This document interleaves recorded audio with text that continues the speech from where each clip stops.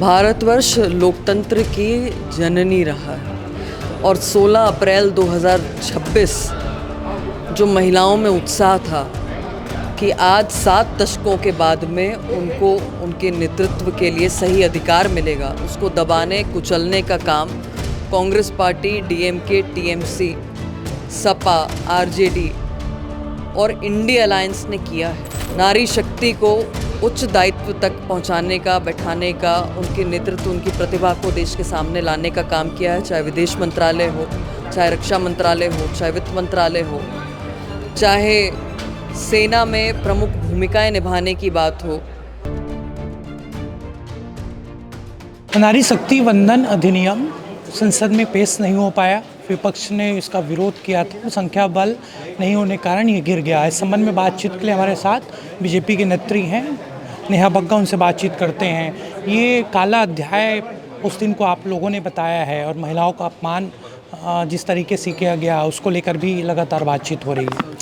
भारतवर्ष लोकतंत्र की जननी रहा है और 16 अप्रैल 2026 जो महिलाओं में उत्साह था कि आज 7 दशकों के बाद में उनको उनके नेतृत्व के लिए सही अधिकार मिलेगा, उसको दबाने कुचलने का काम Congress party, DMK, TMC, Sapa, RJD और इंडिया अलायंस ने किया है।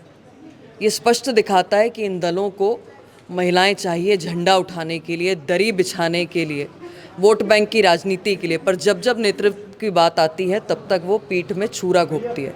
इसीलिए हर घर से महिला आज प्रश्न पूछ रही है कि बहुमत भी तुम्हारा था और हुकूमत भी तुम्हारी थी, फिर क्यों 70 साल तक नारी शक्ति हारी थी। आदरणीय प्रधानमंत्री जी ने मूलभूत सुविधाओं से लेकर नारी शक्ति को उच्च दायित्व तक पहुंचाने का, बैठाने का, उनके नेतृत्व, उनकी प्रतिभा को देश के सामने लाने का काम किया है। चाहे विदेश मंत्रालय हो, चाहे रक्षा मंत्रालय हो, चाहे वित्त मंत्रालय हो, चाहे सेना में प्रमुख भूमिकाएं निभाने की बात हो, आरबीआई गवर्नर की बात हो, और तमाम सारे ऐसे कार्य हैं जो हम सबके सामने हैं। और दूसरी ओर प्रियंका गांधी जी जो एक प्रोमिनेंट परिवार की बिटियां हैं, उन्हें लगता है कि सत्ता में या लोकतंत्र में लोकसभा जाने का, राज्यसभा जाने का अधिकार अगर किसी को है तो केवल नेहरू गांधी परिवार की बहू बेटियों को है।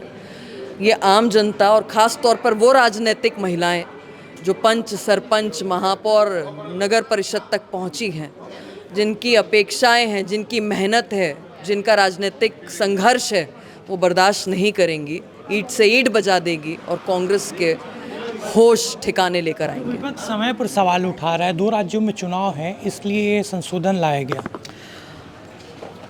मुझे नहीं लगता कि कांग्रेस पार्टी इस देश की व्यवस्थाओं से अनजान है। हमारे देश में तो सारे राज्यों में एक साथ चुनाव होते थे। लोकतंत्र की हत्या करके ये अलग अलग राज्यों में अलग अलग समय पर चुनाव क्यों हो रहे हैं? उसके पीछे कांग्रेस पार्टी की तानाशाही विराजमान है। और अगर कांग्रेस ये नहीं चाहती तो 1 नेशन 1 इलेक्शन का सपोर्ट कर दे। और दूसरी बात कि 2 राज्यों में हो गए, 2 में होने हैं, अगले साल फिर कुछ राज्यों में है, तो हमारे देश में तो निरंतर चुनाव चलते रहते हैं।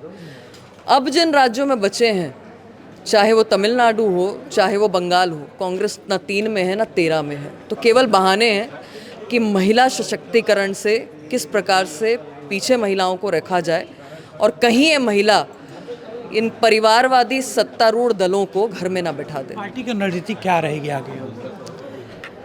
पार्टी की रणनीति महिला मातृशक्ति के साथ में है, जो वो आहत हुई हैं उनके साथ खड़े होने की है, विमेन लेड गवर्नमेंट की है और महिलाओं को उनका अधिकार दिलाने की है। देखिए, ये थी हमारे साथ बीजेपी के नेत्री नेहा बग्गा, और जिस तरीके से संसद में महिला जो नारी शक्ति अधिनियम है वो गिरा है, उसको लेकर उन्होंने सीजन फिल्टर से बातचीत की। उनका कहना था कि कांग्रेस ने सीधे तौर पर महिलाओं का अपमान किया है और ये अपमान कतई बर्दाश्त नहीं किया जाएगा। कैमरामैन भीमराव के साथ हेमंत शर्मा, सीजन फिल्टर, रायपुर।